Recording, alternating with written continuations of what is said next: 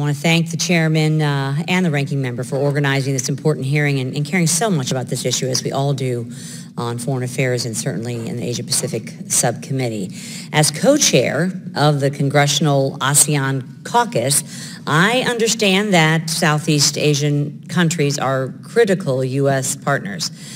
But I remain deeply, deeply troubled by reports of serious human rights abuses in the Philippines and Vietnam in particular, and by the ongoing genocide against Rohingya Muslims. The United States must hold its friends and allies to the same high standard it holds itself.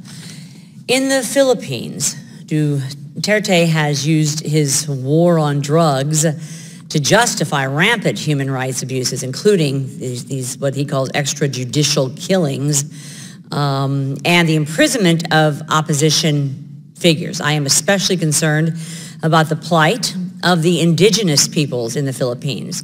In Mindanao, which has been under martial law since May of 2017, the Duterte administration has committed these extrajudicial illegal killings, illegal arrests, and attacks on indigenous schools set up by, in partnership with NGOs. Mr. Bencosme, how can the United States work with the international community to protect indigenous peoples in the Philippines? Yeah, thank you so much for that question. I think it's really incumbent on the United States to work with like-minded countries to raise this at the highest levels diplomatically. I think the fact that there is constant harassment of indigenous people as well as other human rights defenders in the Philippines is part of a larger trend where President Duterte sort of attacks most of his critics. Anything that is sort of not seen and in line with his agenda, he either imposes, most recently, sedition charges against or tries to sort of incriminate them through the media or through various other tactics. I think the United States has a very important relationship with the Philippines, and that provides leverage for us to be able to raise these at the highest level. The fact that we just recently got an assistant secretary for East Asia. We have an ambassador who's now going to another post.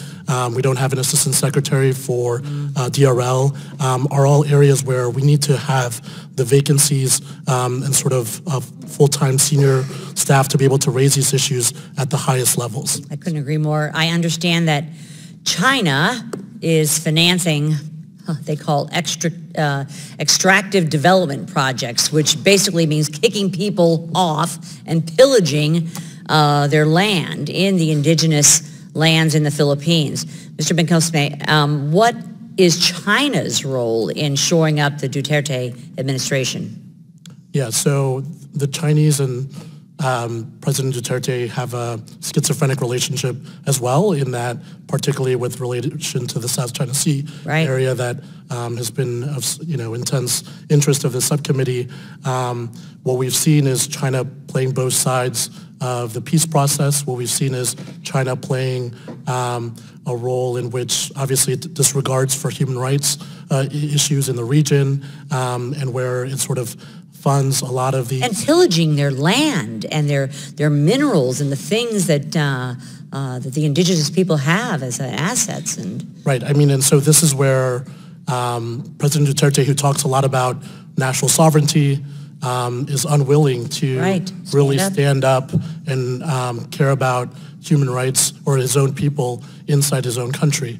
And so it's really incumbent upon the United States to raise this at a high level. In my limited time, thank you very much. Dr. Huang, Burma refuses to establish conditions for Rohingya refugees living in exile in Bangladesh to return to their homes, as we've discussed here. As a result, I understand that aid providers are beginning to shift towards longer-term strategies, although Bangladesh has made it clear that Rohingya settlements on its territory are temporary. Since there are no signs that it is safe for Rohingya to return to Burma in the foreseeable future, what are the long-term prospects for the Rohingya in Bangladesh? Yeah, and just to affirm again, as you said, that Myanmar is not creating the conditions for return. And so I do think, and I think responders on the ground recognize that it is important to transition the response from, that is to be sitting idle and only receiving food handouts day after day. That's really the recipe for a lost generation. And so I think some of the transition that needs to happen, we spoke a little bit about education. Right. So right now it's just informal, but if we could make it more formal, I think that would give people hope.